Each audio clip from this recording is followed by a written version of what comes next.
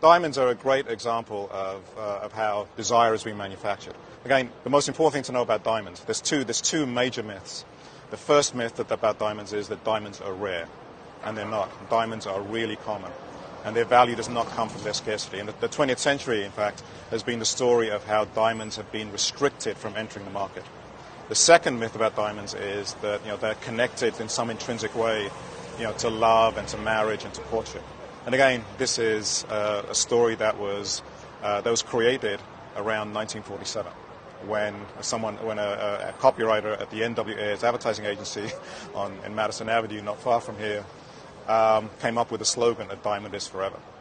And the diamond is forever was an attempt to make diamonds a mass consumer item. And you say that now that the diamond is forever has been seen as being the quintessential thing an ad should live up to? Well, the diamond is forever has been identified by the advertising industry as the most important marketing campaign, the most effective marketing campaign of the 20th century. So people started saying, well, if I buy a diamond, the diamond means I love you. And the more I spend, I love you that much more. Is that what it was? Yeah. Well, the campaign actually had two goals. Okay. The campaign they wanted for women, they wanted to instill the idea that diamonds were a necessity for marriage and courtship.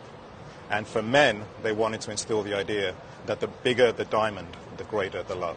The problem with that is, what about all those poor, working class people who you want to get in the market, but who can't afford the really high-end ring? Mm-hmm. So they came up with this, it's absolutely brilliant strategy. They came up with the 2-month salary guideline. So it all becomes a relative thing. So even if you're not a millionaire, if you spend 2 months of your salary on a diamond, it shows how much you love the person you're going to marry. It was a brilliant strategy. They managed to convince men, some men, to go into debt to buy these worthless things that they have billions of sitting in warehouses. And De Beers was able to... And I love you so much, I'm going into debt for you and for us. Yeah. Yeah. And most probably will still be paying off the debt when they get divorced in 2 or 3 years' time. The other idea That's the American dream.